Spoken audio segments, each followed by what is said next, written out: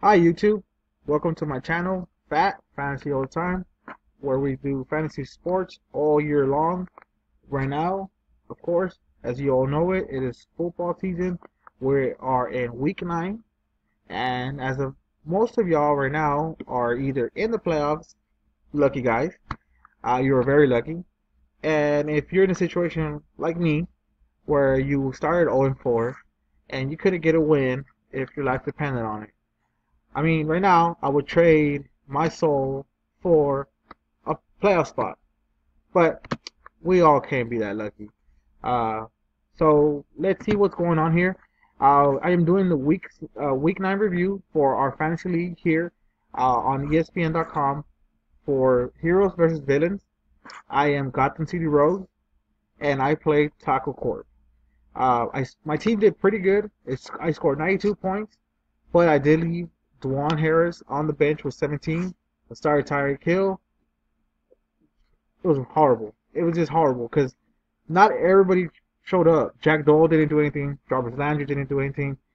Ty Montgomery, I'm kind of in between the ropes here with Ty Montgomery. Starks comes back in a couple weeks, and he's just not performing like he did the first couple weeks that he started. Antonio Brown did good. Josh Lambo did good, even though last week he scored 0 points.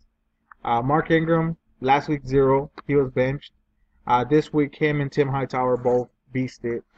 He was on the winning end of the 2 touchdowns, so he did a lot better than Tim Hightower. Andrew Luck, horrible man. This guy is killing me. I traded away Travis Kelce for him, and Kelsey's not doing any much better. So uh, having a number 1 quarterback, the top 3 quarterback, is not helping me win. I don't know what the hell would help me win. I played Taco Corp. He has a pretty good team. He's in second place in the Villains division.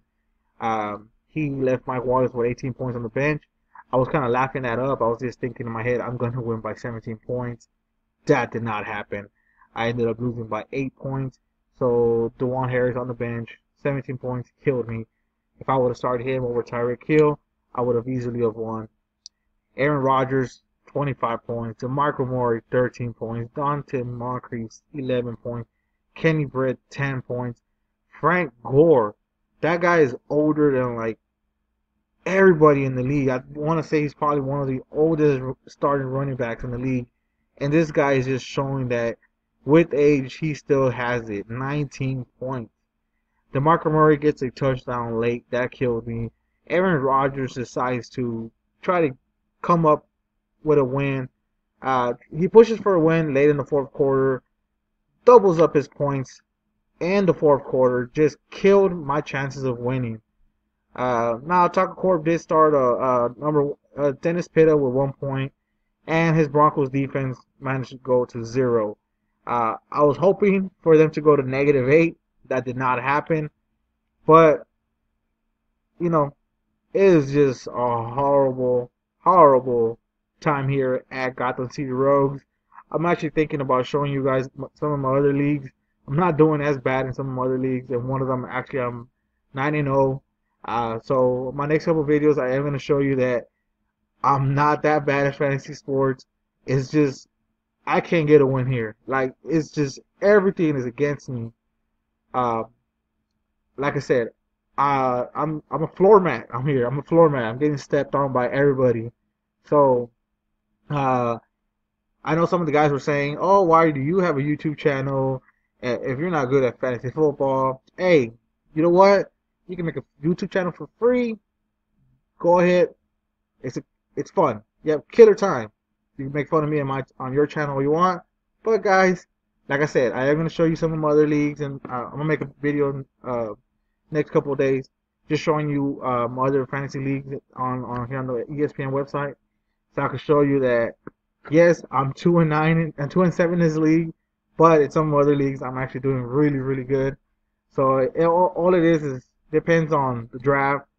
If your players get injured, you know, some guys perform, some guys don't perform. It just goes to show you you can do all the mock drafts and research you want at the beginning of the year, going into the draft, and draft night, everything could go down the drain. Uh, but as you can see, Taco Court, his number three pick, Aaron Rodgers, his number two pick, Frank Gore. I believe DeMarco Moore was his fifth pick, all doing amazing for him. So it's hit and miss.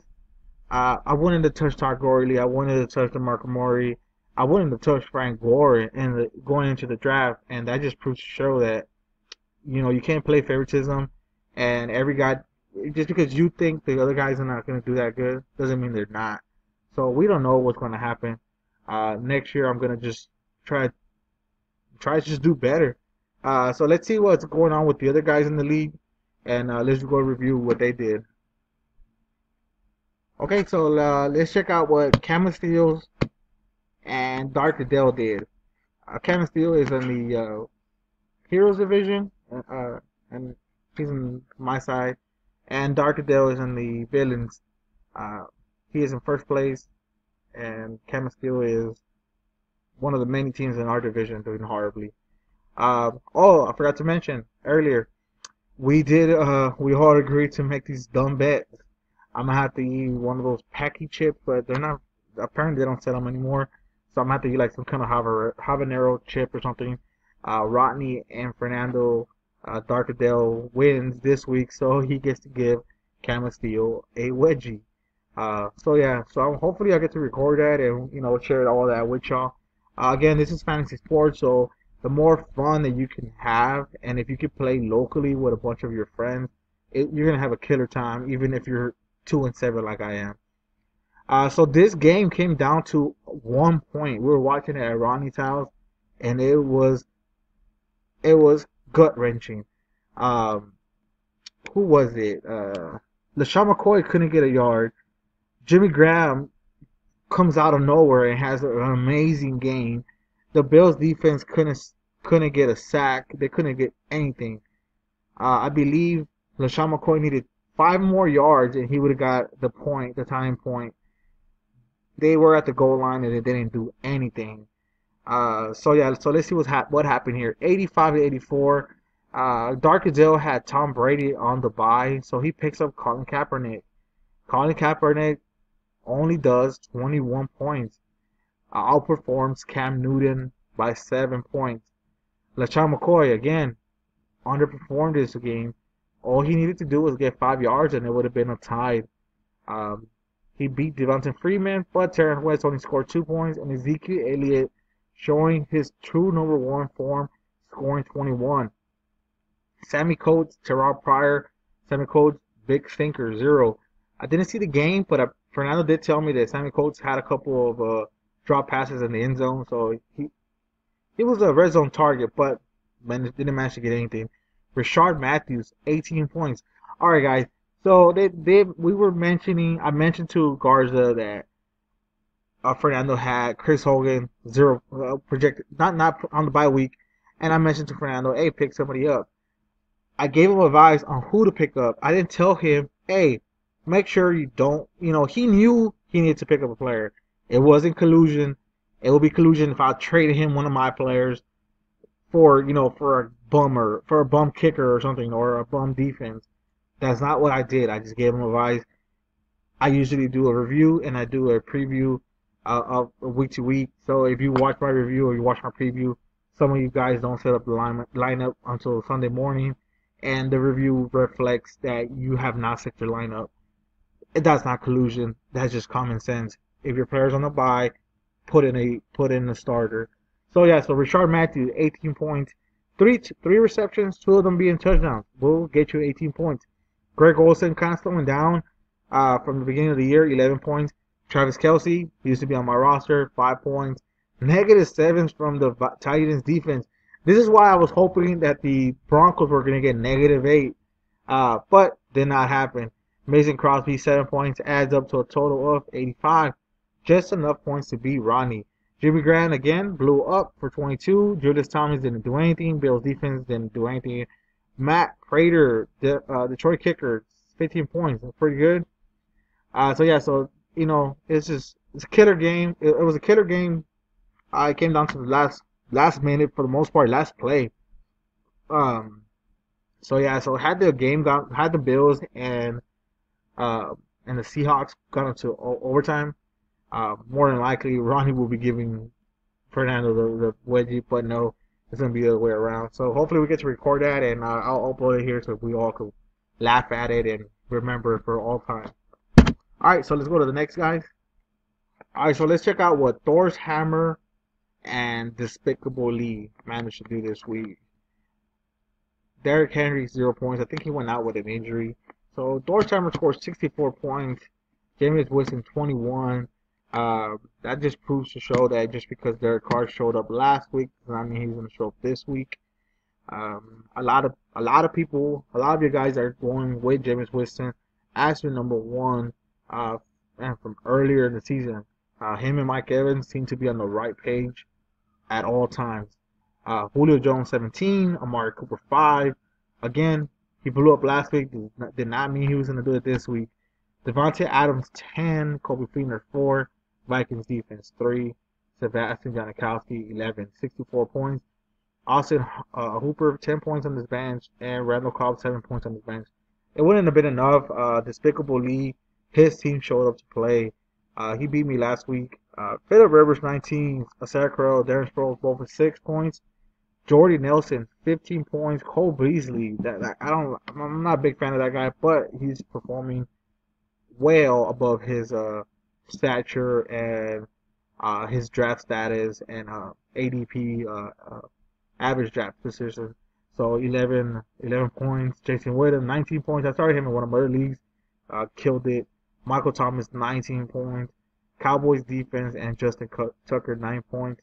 TJ Yeldon 10 points on his bench, and Russell Wilson 26 points on his bench. So had he gone with Russell Wilson and with TJ Yeldon, he would have had well above 120 points. But yeah, Despicable Lee is making a push for the playoffs. It's not completely out. He's not statistically out of the playoffs. And with I believe a 2-game win streak going strong, he should be and scoring above 100 points. He should be very strong going forward. So let's check out what the other guys did. All right, so let's see. Super Sauce versus Dr. Gruntopoulos. Super Sauce managed to win by a big margin, 34 points. Most of those 34 points came from Melvin Gordon. 31 points, Melvin Gordon. 27 points, Matt Ryan. 11 points, his kicker. 0 points, Marvin Jones. That guy is just not good anymore. I don't know what happened at the beginning of the year. Stafford's still putting up really good numbers, but he's just not on the end of that. Asiata, Crabtree, Quinton Enunwa, Eric Ebron, and the Seahawks defense were all New Yorker. Most of his points came from Melvin Gordon and Matt Ryan. So yeah, that's a good 1-2 punch. They both were in a very high shootout game. Atlanta versus Tampa Bay and San Diego versus Tennessee. Dr. Gruntopoulos 55 points. Marcus Mariota with half of those on the bench, 25, but he did start Dak Prescott with 23. Two players scored 0 points for him, Jeremy Maclin and Devontae Parker. I have Jarvis Landry, and him and Parker are just not, and Kenny Stills are just not. They're not good, man. They're doing horrible this year. So yeah, only one that showed up to play on Dr. Gruntopoulos' team is Dak Prescott. Christian Michael, Jonathan Stewart, trash, and it killed him that his highest scoring player on this team is David Johnson was on the bye. So yeah, tough luck, Dr. Gruntopoulos. Let's check out what the other guys did. All right, guys. So let's check out what the real Harambe Garza, the commissioner, did versus the Suicide Squad George. These guys also made a bet. I believe George has to.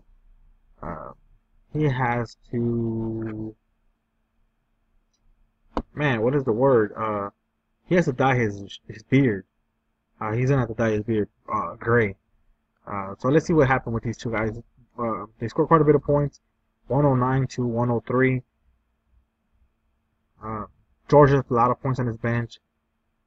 He had Drew Brees go off, Latavius Murray go off, Delaney Walker, decent game, and Matt Bryant do pretty good, to a total of 103. Des Bryant only scored 1 point. That was pretty horrible. The real Harambe Garza He had a lot of players on the bye. A lot of players on the bye.